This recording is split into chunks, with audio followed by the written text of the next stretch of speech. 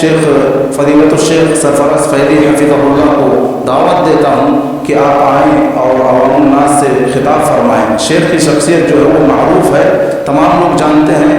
رد بدعت یا دفاع سنت میں جو آپ کی خدمات ہیں یہ ہم سے مخفی نہیں ہے، یہ سارے لوگ ہم یوٹیوب پر اگر جائیں تو شیخ کے سینکڑوں ویڈیو جو ہے آپ کو مل جائیں گے۔ تو یہ ایک موقع اللہ رب العالمین نے ہمیں دیا ہے اور مالیگاؤں شیخ کو جو ہے آنے کی اللہ نے توفیق دی ہے اور ہمارے درمیان انشاءاللہ خطاب فرمائیں گے۔ اللہ تعالیٰ ہمیں ان کے خطاب سے استفادہ کرنے کی توفیق دے۔ جزاک اللہ خیر۔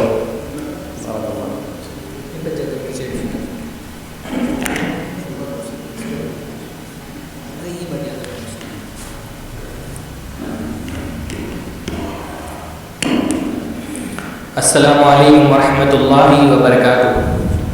الحمدللہ رب العالمین والصلاة والسلام علی نبینا محمد وعلی آلہ وصحبہ اجمعین ومن تبعہم بإحسان الی یوم الدین۔ اعوذ باللہ السمیع العلیم من الشیطان الرجیم من ہمزہ ونفخہ ونفثہ، بسم اللہ الرحمن الرحیم، ومن یتوکل علی اللہ فہو حسبہ۔ سب سے پہلے ہر طرح کی حمد و ثنا، تعریف و توصیف، عظمت، بزرگی، برتری، کبریائی، بڑائی اللہ رب العزت کے لیے لائق اور زیبا ہے، جس کی عبادت کے لیے ہم اس دنیا میں بھیجے گئے ہیں۔ ہمارا اس دنیا میں آنے کا مقصد ہے اللہ تعالیٰ کی عبادت۔ اللہ تعالیٰ کی جو عبادت اللہ تعالیٰ نے ہمارے لیے اپنی شریعت میں رکھی ہے وہ الگ الگ طرح کی ہے۔ کچھ عبادتیں تو وہ ہیں جو ہم جسم سے انجام دیتے ہیں، جن کو جسمانی عبادت کہا جاتا ہے، جیسے نماز جسمانی عبادت ہے، روزہ ایک جسمانی عبادت ہے۔ کچھ عبادتیں وہ ہوتی ہیں جو ہم مال سے انجام دیتے ہیں، مالی عبادتیں، جیسے زکوٰۃ، صدقہ، خیرات، یہ مالی عبادتیں ہیں۔ کچھ عبادتیں وہ ہوتی ہیں جو جسمانی بھی ہوتی ہیں اور مالی بھی ہوتی ہیں، جیسے حج جو ہے وہ مالی عبادت بھی ہے اور جسمانی عبادت بھی ہے۔ قربانی جو ہے وہ ایک مالی عبادت بھی ہے اور جسمانی عبادت بھی ہے۔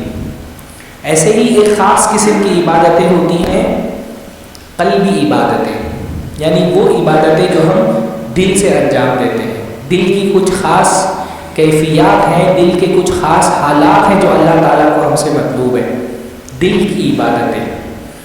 جیسے اللہ سے محبت ایک عبادت ہے، اور محبت بنیادی طور پہ کہاں ہوتی ہے؟ دل کے اندر ہوتی ہے۔ اللہ نے فرمایا والذین آمنوا اشد حبا للہ، جو لوگ ایمان والے ہیں وہ سب سے شدید محبت اللہ تعالیٰ سے کرتے ہیں۔ ایسے ہی خوف اللہ تعالیٰ کی عبادت ہے، اور یہ بھی جو ہے وہ ایک قلبی عبادت ہے۔ خوف انسان کے دل میں ہوتا ہے، اور اللہ سے ڈرنا اللہ تعالیٰ کی بہت عظیم ترین عبادت ہے۔ اللہ نے قرآن مجید میں اس کا حکم دیا، اللہ تعالیٰ نے فرمایا وَلَا تَخَافُوهُمْ وَخَافُونِي إِن كُنتُم مُؤْمِنِينَ، ان سے مت ڈرو، مجھ سے ڈرو اگر تم ایمان والے ہو تو۔ ایسے ہی اللہ تعالیٰ سے اچھی امید رکھنا اللہ تعالیٰ کی عبادت ہے۔ انہی عبادتوں میں سے ایک بہت عظیم ترین عبادت ہے توکل۔ توکل کا مطلب ہوتا ہے اللہ تعالیٰ پر بھروسہ کرنا۔ یہ بھی اللہ تعالیٰ کی بہت عظیم عبادت ہے۔ اپنے دنیا کے معاملے میں، اپنے دین کے معاملے میں اللہ رب العالمین پر توکل کرنا، اللہ پر بھروسہ کرنا، اپنے معاملات اللہ تعالیٰ کے حوالے کر دینا، اور یہ امید رکھنا کہ اللہ تعالیٰ میرے مسائل حل کر دے گا، میری پریشانیاں دور کر دے گا، یہ بہت عظیم ترین عبادت ہے اللہ کی۔ اللہ تعالیٰ کی محبوب ترین عبادتوں میں سے عبادت ہے۔ اللہ نے قرآن مجید میں فرمایا کہ اللہ تعالیٰ توکل کرنے والوں سے محبت کرتا ہے، اور اللہ تعالیٰ نے گارنٹی دی ہے۔ اللہ نے فرمایا وَمَن يَتَوَكَّلْ عَلَى اللَّهِ فَهُوَ حَسْبُهُ، جو اللہ تعالیٰ پر توکل کرے گا اللہ تعالیٰ اس کے لیے کافی ہو جائے گا۔ اللہ تعالیٰ کا وعدہ ہے، اللہ تعالیٰ کی گارنٹی ہے، اور اللہ تعالیٰ اپنے وعدے کو کبھی خلاف ورزی نہیں کرتا۔ جو دین و دنیا کے کسی معاملے میں اللہ پر بھروسہ کرے گا، جیسا کہ اللہ پر بھروسہ کرنے کا حق ہے، اللہ نے وعدہ کیا ہے کہ اللہ تعالیٰ اس کو ناکام نہیں ہونے در پر جاؤ گے، اللہ کے سامنے جھولی پھیلاؤ گے، اللہ سے مانگو گے، اللہ پر بھروسہ کرو گے، اللہ تعالیٰ نے وعدہ کیا ہے کہ اللہ تعالیٰ تمہارا مسئلہ حل کر کے دے گا۔ اللہ تعالیٰ کی طرف سے گارنٹی ہے کہ اللہ تعالیٰ تمہاری پریشانی دور کرے گا، تمہاری مشکل آسان کر دے گا۔ وَمَن يَتَوَکَّلْ عَلَى اللَّهِ فَهُوَ حَسْبُهُ، جو اللہ تعالیٰ پہ توکل کرے گا اللہ تعالیٰ اس کے لیے کافی ہو جائے گا۔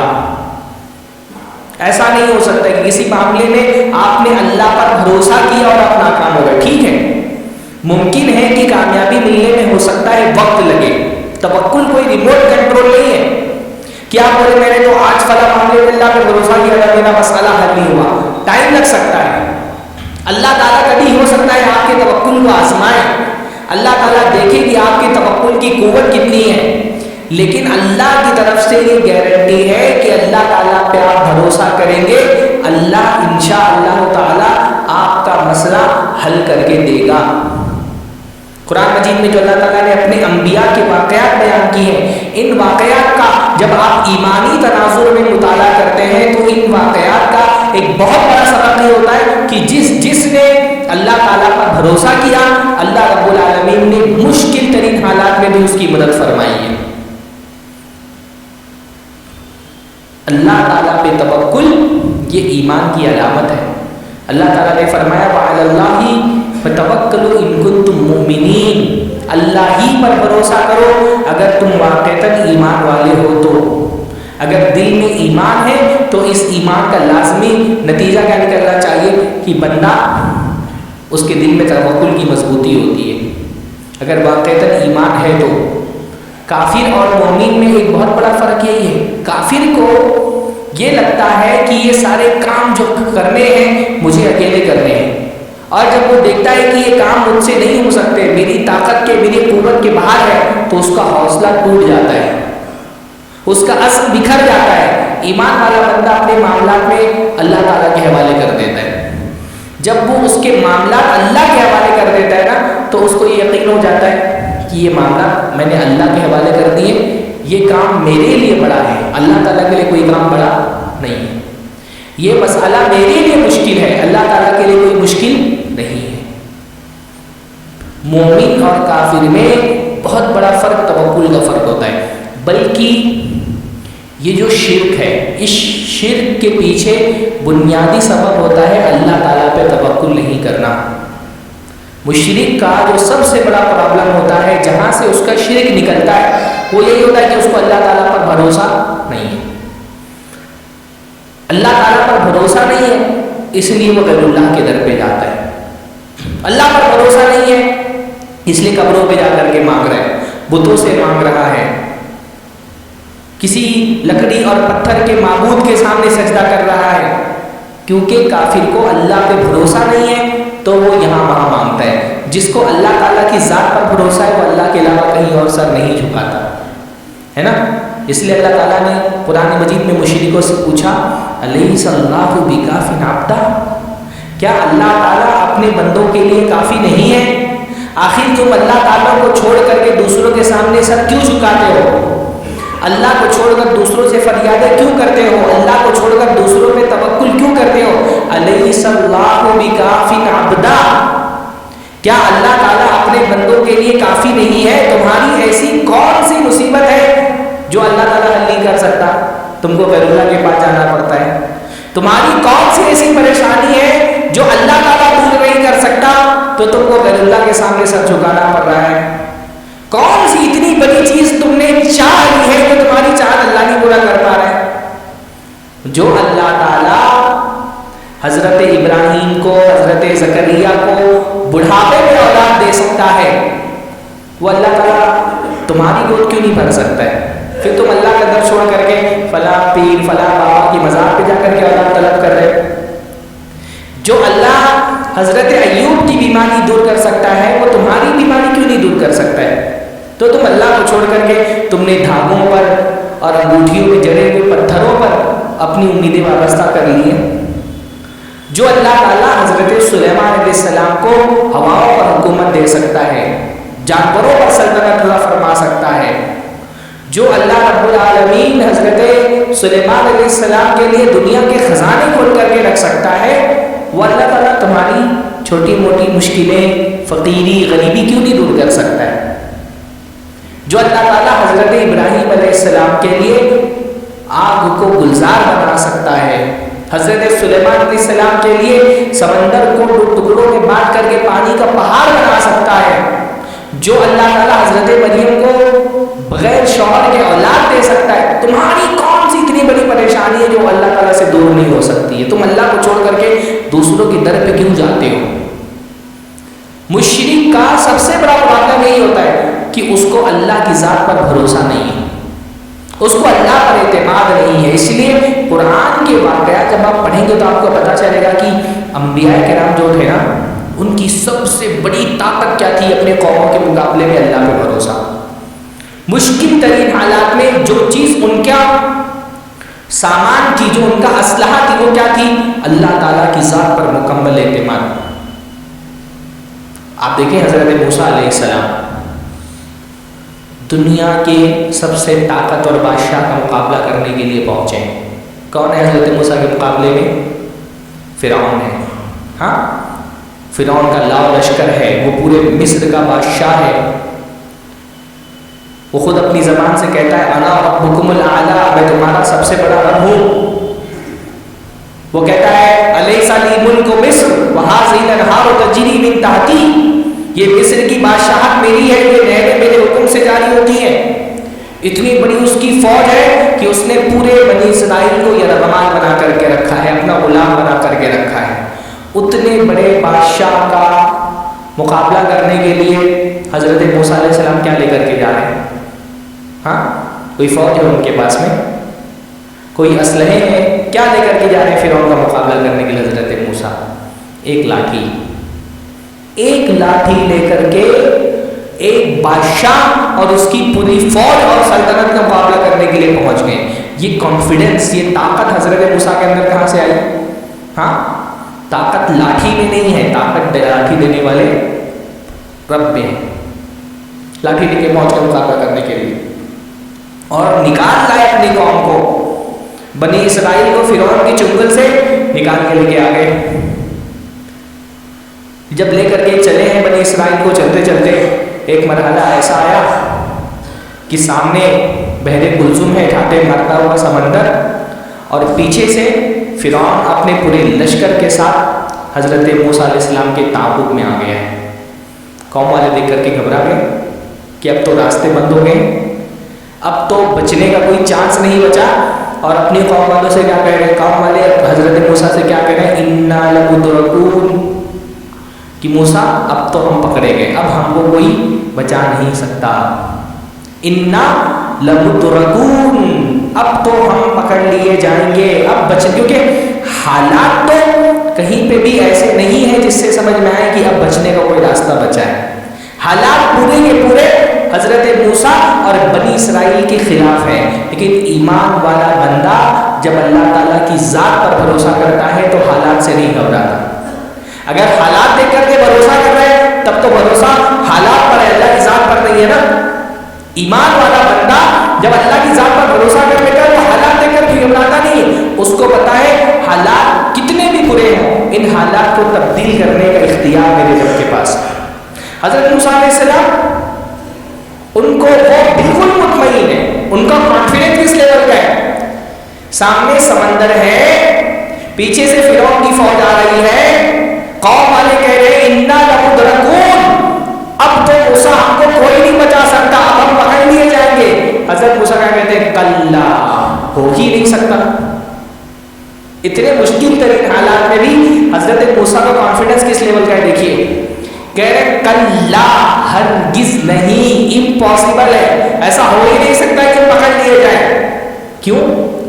ان معی ربی سیہدین، کیونکہ میرے ساتھ میرا رب ہے۔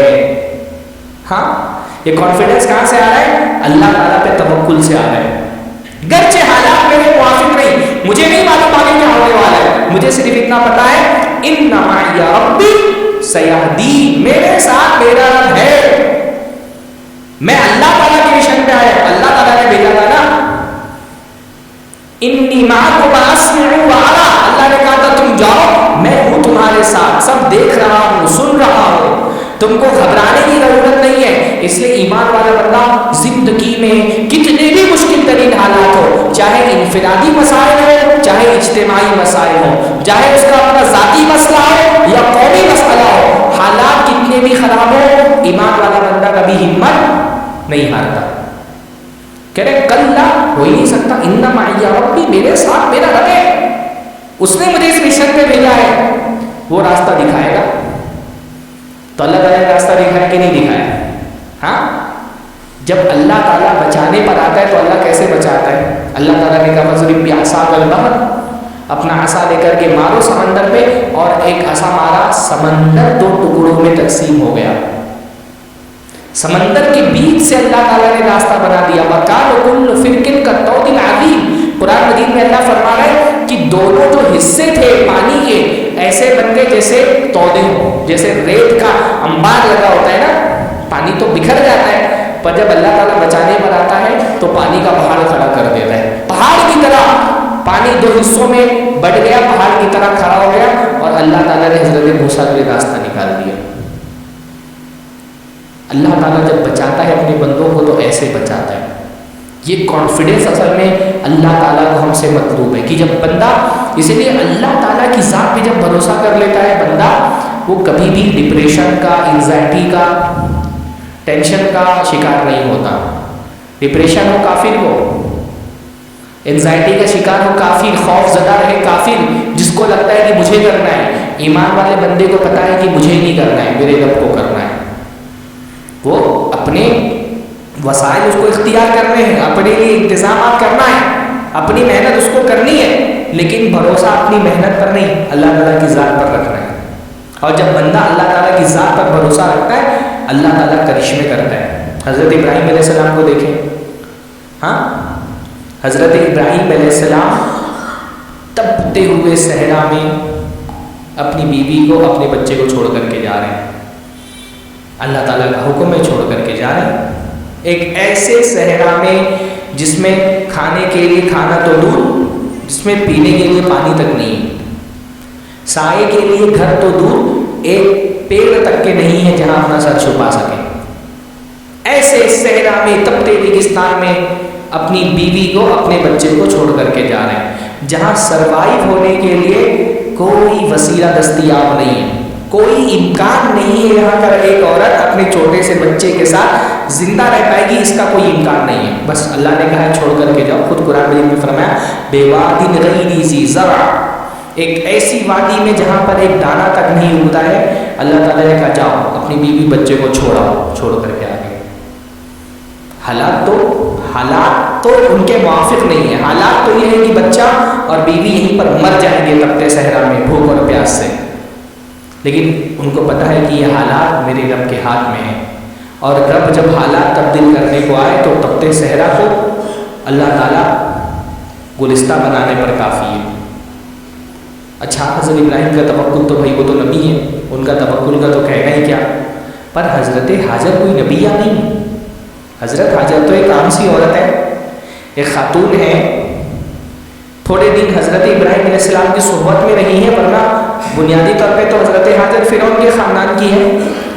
حضرت حاجر کا اصلی خاندان تو فرعون کا خاندان ہے، پلی بڑی ایک مشرک ماحول میں ہے، اور حضرت ابراہیم سے ان کی شادی ہو گئی ہے، چند دنوں تک کے حضرت ابراہیم کی تربیت میں رہی ہیں، لیکن توکل کا معیار دیکھیے، ہاں، شوہر تو چھوڑ کر کے جا رہا ہے، پر بیوی کا توکل کیا ہے؟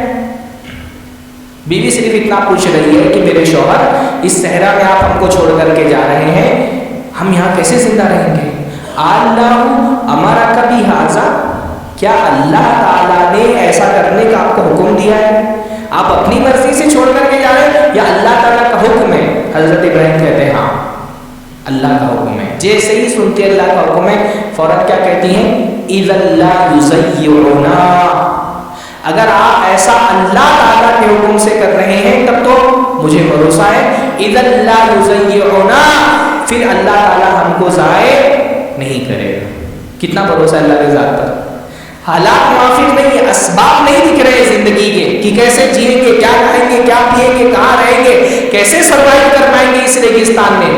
پر جیسا میں نے کہا ایمان والا بندہ جب اللہ کی ذات پر بھروسہ کرتا ہے تو حالات سے گھبراتا نہیں ہے. حالات کتنے بھی برے ہوں اللہ تعالیٰ ہے نا ساتھ میں، اور جب اللہ ساتھ میں ہے تو حالات تبدیل کرنے پر قادر ہے. کہنے عزت اللہ یزیعنا، اگر یہ آپ اللہ کے حکم سے کر رہے ہیں تو اللہ تو ہم کو ضائع نہیں کرنے والا. اچھا حضرت حاجر کے واقعے میں ہمارے لیے توکل کا سبب بھی ہے کہ توکل کا مطلب کیا ہوتا ہے. بھائی ان کو اللہ تعالیٰ کی ذات پہ بہت بھروسہ ہے، لیکن کیا حضرت حاجر نے اللہ پہ توکل کا یہ مطلب سمجھا کہ اللہ پہ بہت بھروسہ ہے تو بس ہاتھ اٹھا کر کے دعائیں کرنی ہے، ہر مسئلہ حل ہو جائے گا؟ نہیں.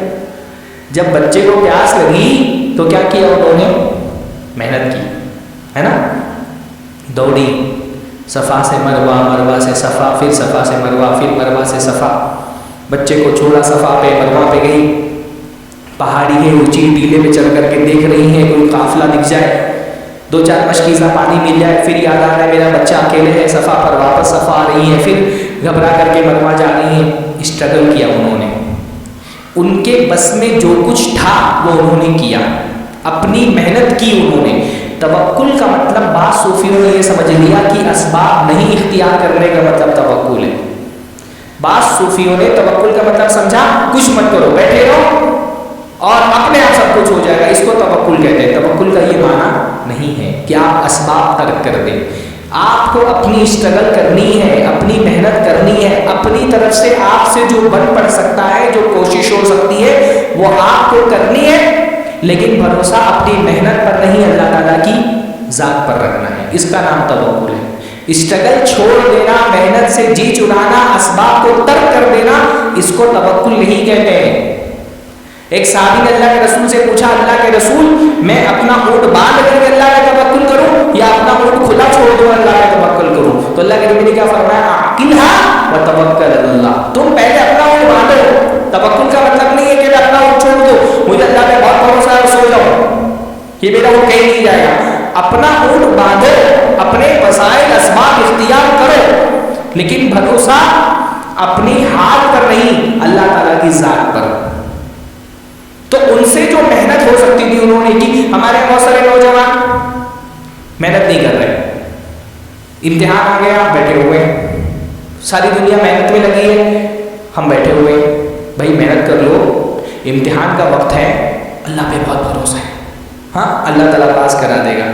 بھائی اللہ پہ بھروسہ اچھی چیز ہے، پر اللہ پر بھروسے کا یہ مطلب نہیں کہ آپ کو اپنی محنت نہیں کرنی ہے. گھر میں آپ کے بال بچے ہیں، اماں ابا ہیں، اللہ پہ بہت بھروسہ ہے، لیکن اللہ پہ بھروسے کے مطلب نہیں گھر میں بیٹھے رہو یا مسجد میں آ کر کے عبادتیں کرتے رہو. گھر سے باہر نکلو، اپنی کوششیں کرو، بازار جاؤ، جاب تلاش کرو، کاروبار کے لیے ہاتھ پیر مارو، تم اپنی کوشش کرو. یہ دنیا دار الاسباب ہے، یہاں پر بغیر محنت کے اللہ تعالیٰ کچھ نہیں دیتا.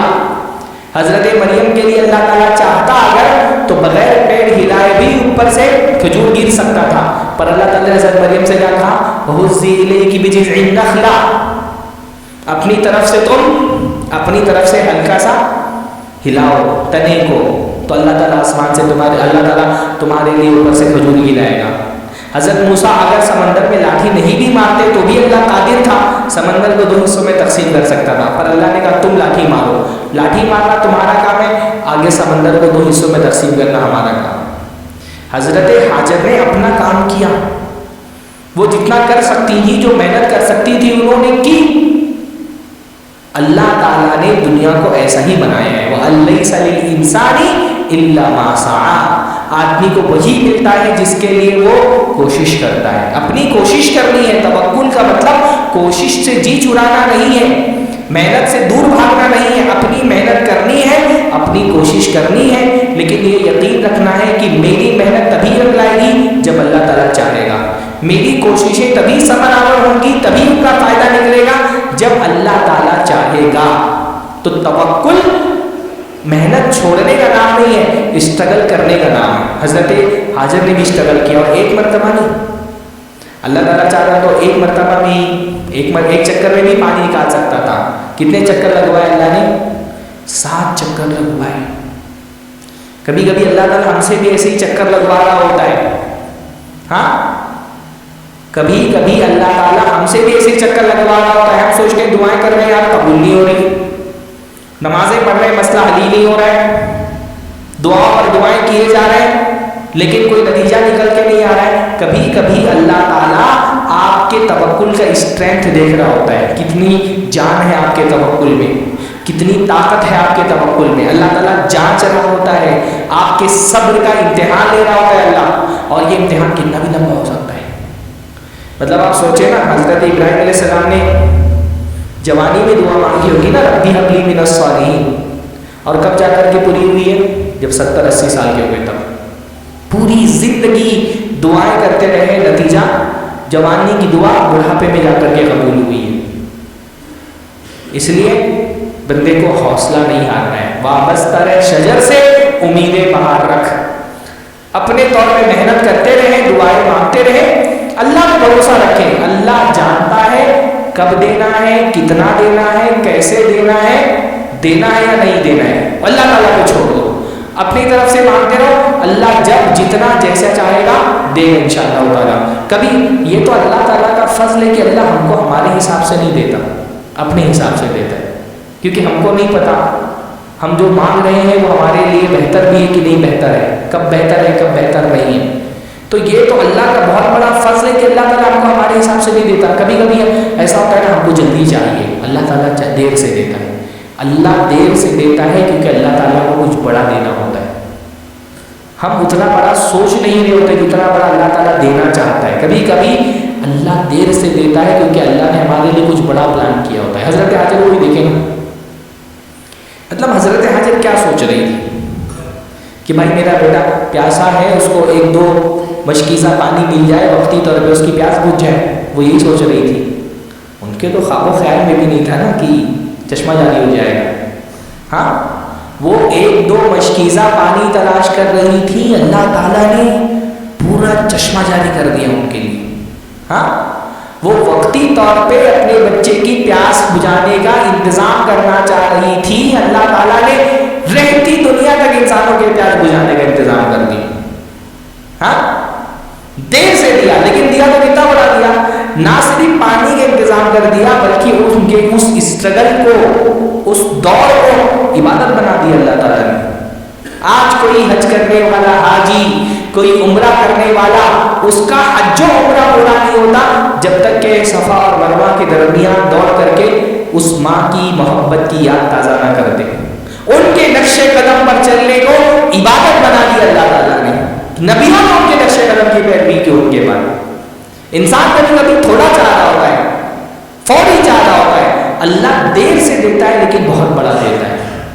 اس لیے میرے بھائیوں, آج کے دور میں مسلمانوں کو یہ سبق سیکھنے کی بہت ضرورت ہے کہ حالات سے گھبرانا نہیں انشاءاللہ تعالیٰ, ہے نا.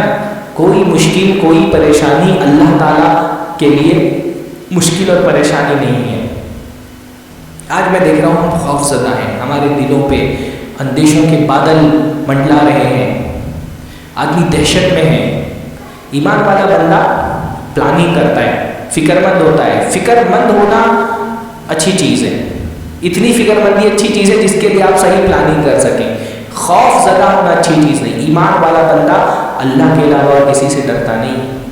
اللہ نے فرمایا اپنے نبی کو فلا تخافوهم وخافوني ان کنتم مؤمنین, کہ اللہ کے رسول ان سے مت ڈرو, مجھ سے ڈرو اگر تم ایمان والے ہو تو. دل میں اگر ایمان سچا ہے تو مشکل ترین حالات میں بھی بندے کا حوصلہ نہیں ٹوٹنا چاہیے.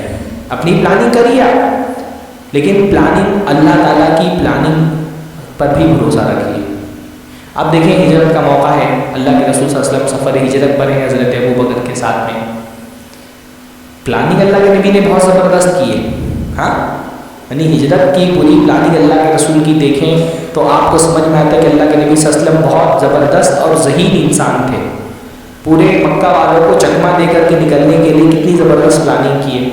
ہاں رات اپنے گھر پہ نہیں بتا رہے, اپنی جگہ پر حضرت علی کو سلا دیا ہے, حضرت ابو بکر کے ساتھ نکل گئے ہیں, پہلے سے حضرت ابو بکر کو تیار کر کے رکھا ہے. انہوں نے 2 اونٹ آلریڈی خرید کر کے اور تیار کر کے رکھے ہوئے ہیں کہ کبھی بھی ہجرت کا موقع آ سکتا ہے.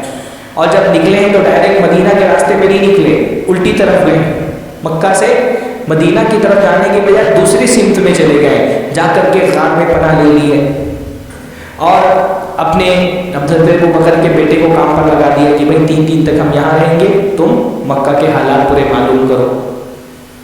اور اپنے حضرت ابوبکر نے اپنے غلام کو کام پر لگا دیا کہ شام کو بکریاں لے کر کے آؤ اور ہم کو وہاں پر دودھ پلا دو. پلاننگ بہت زبردست ہے، ہاں پلاننگ کی اللہ کے رسول نے. لیکن اس کے بعد بھائی آپ کتنی بھی پلاننگ کر لیں، بعض مرتبہ حالات بہت مشکل ہو جاتے ہیں. اتنی پلاننگ کے باوجود بھی مشرکین تلاش کرتے کرتے حضرت ابوبکر اور اللہ کے نبی صلی اللہ علیہ وسلم کے بالکل قریب پہنچ گئے. دونوں کے سر پہ 100 اونٹوں کا انعام ہے اور اتنے قریب پہنچ گئے کہ حضرت ابوبکر گھبرا گئے. حضرت ابوبکر اللہ کے نبی سے کہہ رہے ہیں اللہ کے نبی یہ مشرکین ہم کو تلاش کرتے ہوئے اتنے قریب پہنچ گئے کہ اگر اپنے پیروں کی طرف بھی دیکھ لیں تو ہم دکھ جائیں گے، ان کو پکڑ لیں گے ہم کو. حضرت ابوبکر گھبرائے ہوئے، اللہ کے نبی بالکل مطمئن ہے، کام.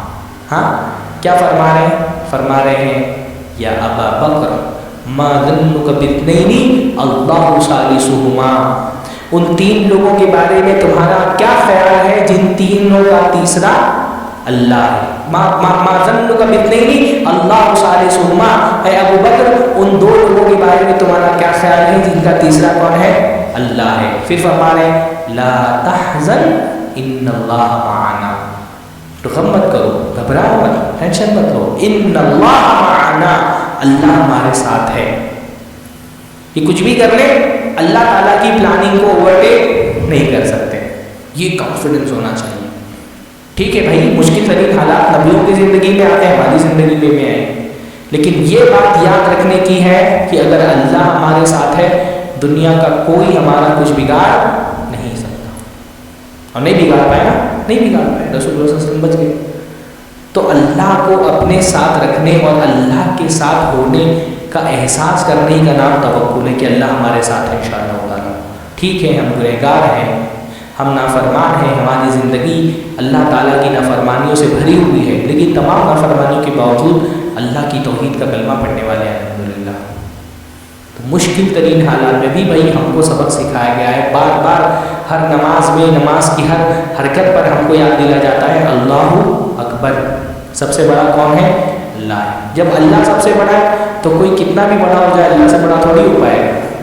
اگر اللہ ہمارے ساتھ ہے تو کوئی ہمارا کچھ بگاڑ نہیں سکتا. اللہ پہ بھروسہ رکھنا ہے، اللہ پہ توکل کرنا ہے. اور اللہ تعالیٰ نے وعدہ کیا ہے وَمَن يَتَوَكَّلْ عَلَى اللَّهِ فَهُوَ حَسْبُهُ. جو اللہ پہ توکل کرے گا اللہ تعالیٰ اس کے لیے کافی ہو جائے گا. اپنے معاملات اللہ کے حوالے کر دو.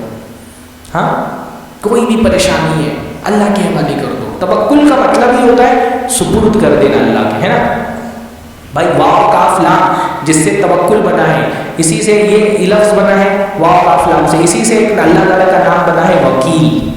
حسبنا اللہ ونعم الوکیل. اللہ تعالیٰ ہمارے لیے کافی ہے اور وہ بہترین وکیل ہے. وکیل کا مطلب کیا ہوتا ہے؟ جس کے سپرد کیے جائے معاملہ، ہے نا.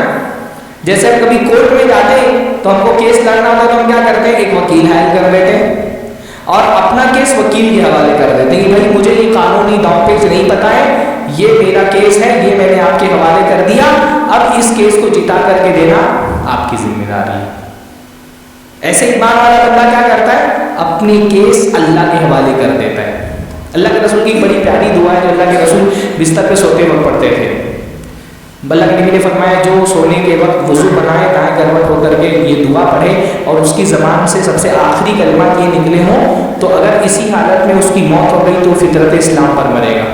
کیا دعا ہے وہ؟ لمبی دعا ہے. اسلمت نفسی الیک وفوضت امری الیک والجأت ظہری الیک وجہت وجہی الیک رغبۃ ورہبۃ الیک لا ملجأ ولا منجا منک الا الیک آمنت بکتابک الذی انزلت ونبیک الذی ارسلت. اس کے جو شروع کے الفاظ ہیں اللہم اسلمت نفسی الیک وفوضت امری الیک. اللہ میں نے اپنے آپ کو تیرے حوالے کر دیا ہے اور اپنا معاملہ تیرے سپرد کر دیا ہے. اچھا دیکھیں خاص طور پہ رات کو سوتے وقت ہی بات کیوں کہی جا رہی ہے؟ رات کی دعا کے الفاظ کیوں کہے جا رہے ہیں؟ کیونکہ آدمی کو عام طور پہ 24 گھنٹوں میں سب سے زیادہ ٹینشن کب ہوتا ہے؟ جب وہ بستر پر آتا ہے نا؟ دن میں وہ اپنی مصروفیات میں، دن بھر کے کاموں میں مصروف ہے، بھولا ہوا ہے، بہت سارے ٹینشن، لیکن جیسے ہی بستر پہ آیا ہے ٹینشن میں اس کو چاروں طرف سے گھیر لیا ہے، فکر مندیاں اس پر حملہ آور ہو گئی ہیں، اتنے لوگوں کا قرضہ باقی ہے، کاروبار آگے بڑھانا ہے، جاب کا مسئلہ ہے، بیٹی کی شادی کرانی ہے، بیٹے کو تعلیم دلانی ہے، گھر بنوانا ہے، ماں باپ حج کرا، دنیا بھر کی فکر مندیاں چاروں طرف سے اس کے اوپر حملہ آور ہوتی ہے۔ بندہ ان حالات میں کیا کہتا ہے؟ وہ کروٹیں نہیں بدلتا، وہ ٹینشن سے اپنی نیند خراب نہیں کرتا، وہ کیا کہتا ہے؟ اللہم اسلمت نفسی الیک وفوضت امری الیک، اللہ تعالیٰ یہ سارے کیسز میں تیرے حوالے کر رہا ہوں۔ اور جب بندہ اللہ تعالیٰ کے حوالے کر دیتا ہے کیس تو وہ بے فکر ہو جاتا ہے کہ بھئی اب اللہ کے حوالے کر دیا تو اب اس کیس کو جتا کر کے دینا اللہ تعالیٰ کے ذمہ ہے نا۔ اس لیے ایمان والا بندہ، آپ اللہ کے نبی کی دعاؤں میں دیکھیں گے تفویض، چیزوں کو اللہ کے حوالے کر دینا، یہ بہت ملے گا اللہ کے نبی کی دعاؤں میں، کہ بندہ دنیا کے معاملات خاص طور پہ اپنے حساب سے نہیں مانگتا، اللہ کے حساب سے مانگتا ہے کہ اللہ تعالیٰ تو بہتر جانتا ہے تو اپنے حساب سے کر دے۔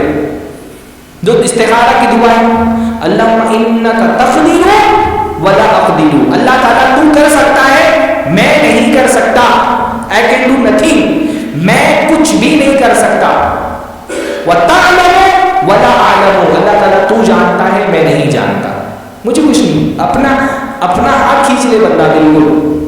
اللہم ان کنت تعلم، اللہ اگر تجھے پتا ہے، انک انت علام الغیوب، تو علام الغیوب ہے، اگر تجھے پتا ہے کہ یہ کام میرے حق میں بہتر ہے دنیا اور آخرت کے اعتبار سے تو میرے لیے آسانی کر دے، مجھے مہیا فرما دے، میسر فرما دے میرے لیے، اور اگر تو یہ جانتا ہے کہ یہ کام میرے حق میں بہتر نہیں ہے، میری دنیا اور آخرت کے لیے نقصان دہ ہے، تو مجھے بچا لے۔ اللہ کے حوالے کر دے اپنے معاملات، یہ سیکھے چیزوں کو اللہ تعالیٰ کے حوالے کرنا، اسی کا نام توکل ہے، اور یہی ایک ایمان والے بندے کی سب سے بڑی طاقت ہے، یہ اس کا سب سے بڑا حوصلہ ہے، یہی اس کی سب سے بڑی امید ہے، یہی وہ چیز ہے جو اس کے اور کافر کے درمیان میں فرق کرتی ہے۔ کافر مایوس ہو کیونکہ اس کا بھروسہ جھوٹے معبودوں پر ہے، ہم کیوں مایوس ہو گئے؟ ہاں، اس لیے قرآن کریم میں اللہ تعالیٰ نے فرمایا وَلَا تَيْأَسُوا مِن رَوْحِ اللَّهِ، اللہ تعالیٰ کی رحمت سے مایوس مت ہونا، کیونکہ اللہ کی رحمت سے مایوس کون لوگ ہوتے ہیں؟ کافر لوگ ہوتے ہیں، کیونکہ ان کو اللہ کی ذات پر بھروسہ نہیں ہے۔ جو ایمان والا بندہ ہے وہ مشکل ترین حالات میں بھی اللہ تعالیٰ کی رحمت سے نامایوس نہیں ہوتا، اس کو پتا ہے میرا رب اللہ ہے، آج حالات خراب ہیں، ان حالات کو تبدیل کرنے کا اختیار میرے رب کے پاس ہے۔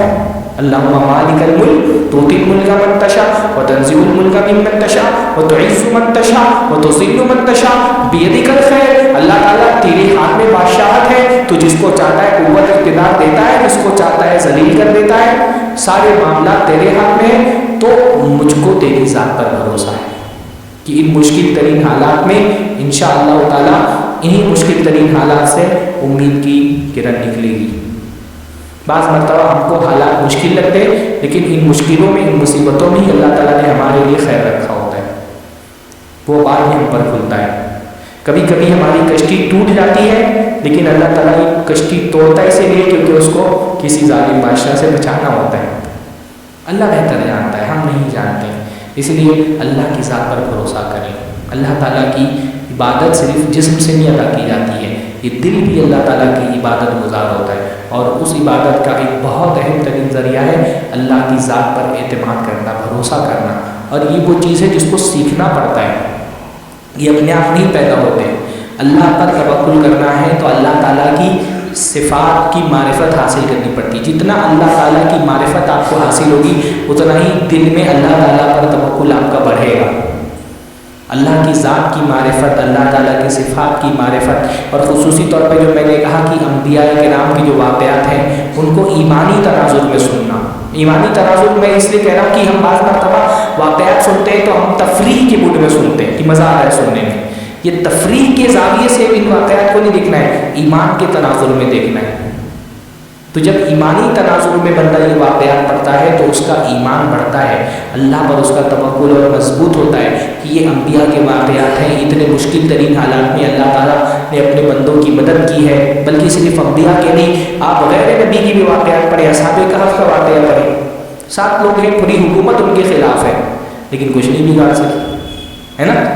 اللہ کے چند بندے ہیں، توحید پر قائم ہے، پورا کا پورا ملک ان کے خلاف ہے، ساری بادشاہت ان کے خلاف ہے، پر جب اللہ بھروسہ کرنے پر اللہ پہ بھروسہ ہوتا ہے تو کیا ہوتا ہے کہ بڑی بڑی بادشاہتیں چھوٹی سی جماعت کا مقابلہ نہیں کر پاتی۔ اللہ ہم کو توفیق نصیب فرمائے۔ اقول قولی ھذا واستغفر اللہ لی ولکم ولسائر المسلمین واستغفروہ انہ هو الغفور الرحیم وآخر دعوانا الحمد للہ رب العالمین والسلام علیکم ورحمۃ اللہ وبرکاتہ۔